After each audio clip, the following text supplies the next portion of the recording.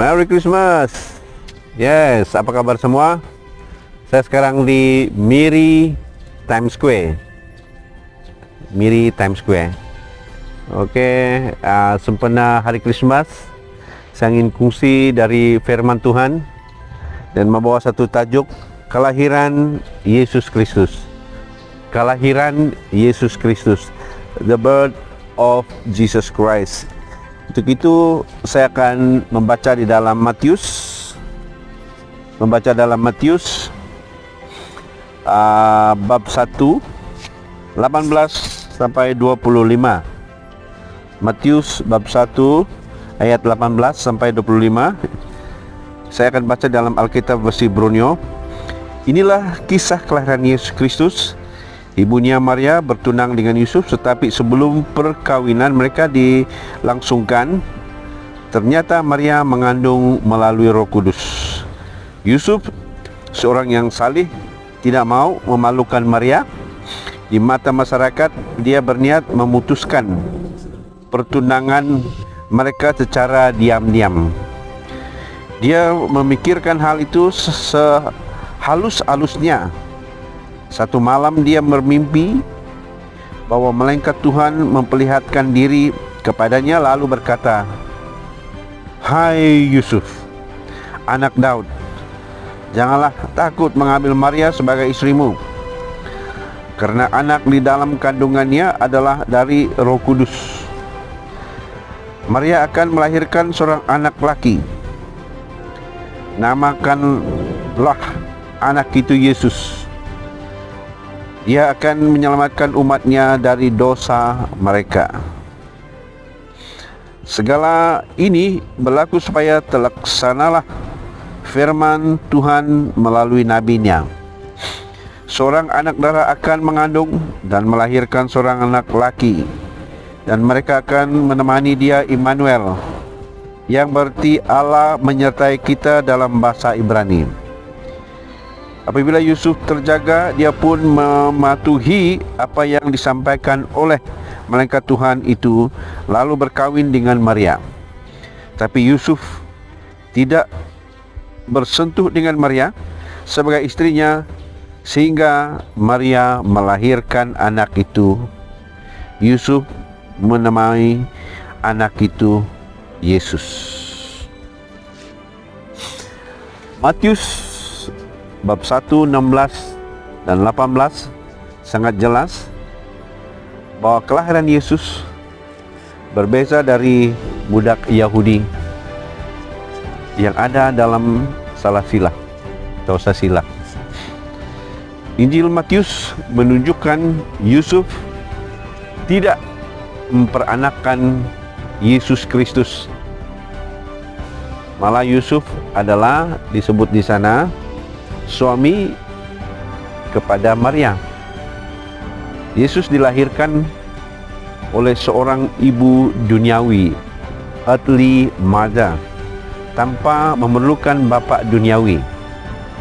Ini dikenali sebagai doktrin kelahiran anak darah, the doctrine of virgin birth. Oleh mukjizat miracles Roh Kudus, Yesus dikandung di dalam rahim Maria, seorang perempuan darah. Nah, sesuai dengan pembacaan kita tadi, Maria mengandung dari Roh Kudus sebelum mereka hidup sebagai suami istri. Nah, oleh itu Yusuf mau menceraikan Maria dengan diam-diam. Nah, sekiranya ada tunang kita tiba-tiba mengandung, ya, mesti kita berpikiran sama seperti Yusuf. Karena pada masa itu kalau seorang perempuan itu mengandung tanpa suami, dia akan dijatuhkan hukuman mati, dilemparkan dengan batu. Nah, untuk tidak memalukan Maria ataupun kena hukuman, Yusuf Dikatakan firman seorang yang tulus hati, seorang yang baik. Ya. Yusuf mau menceraikan Maria dengan diam-diam. Ini satu niat yang baik. Pikiran dia baik sebenarnya. Supaya Maria tidak malu ataupun tidak dikenakan hukuman. Niat Yusuf baik. Nah, tapi ayat 20, malaikat Tuhan menampakkan kepadanya dalam mimpi. Dalam mimpi dia nyatakan kandungan dalam Maria itu, rahim itu adalah dari Roh Kudus. Ya, ambil dia sebagai istrimu. Selepas malaikat menjelaskan padanya dalam mimpinya, baru dia paham wah, bukan ini, kalian itu bukannya adalah suatu yang dari dunia ini. Semua itu adalah dari Roh Kudus, dari Tuhan. Nah, dan dia katakan namakan dia Yesus. Kalau kita lihat dalam Lukas, malaikat menampakkan dirinya secara fisikal ya kepada Maria. Tapi dalam Lukas ini, dalam Matius ini, malaikat menampakkan dirinya, itu Tuhan, malaikat Tuhan menampakkan dirinya dalam mimpi. Nah, ayat 25 dan 23 menggenapkan yang difirmankan oleh nabi-nabi, ya, bahwa ada seorang putra, ya, yang akan lahir di dunia ini, ya, untuk kita, ya, akan menanggung semua dosa kita, membayar semua dosa kita, dan maka kita dari perbuatannya kita diselamatkan. Baik, kita teruskan kepada aplikasinya. Apa yang kita boleh belajar dari cerita Yusuf ini? Ya, yang pertama, ada 2 poin yang kita mau belajar pada hari ini, sebenarnya hari Krismas ini. Nah, kita lihat pekerjaan Roh Kudus. Pekerjaan Roh Kudus lah yang membawa kepada kelahiran Yesus Kristus ke dunia ini. Nah, begitu juga dengan kita. Hanya pekerjaan Roh Kudus yang dapat melahirkan mukjizat dalam hidup ini. Hanya Dia yang boleh mengubah kita dapat mengubahkan kita dari lemah menjadi kuat, orang biasa menjadi luar biasa, takut menjadi berani, dan seterusnya. Ya, hanya pekerjaan Roh Kudus yang boleh mengubah hidup kita. Dan kedua, apa yang kita boleh belajar, what the lesson we can learn from this Christmas story, ya. Yang kedua, mengikut pandangan Yusuf adalah betul, adalah benar untuk mencerai Maria diam-diam. Tapi apabila dia mengetahui kebenaran dari malaikat, maka dia menerima Maria kembali. Ya.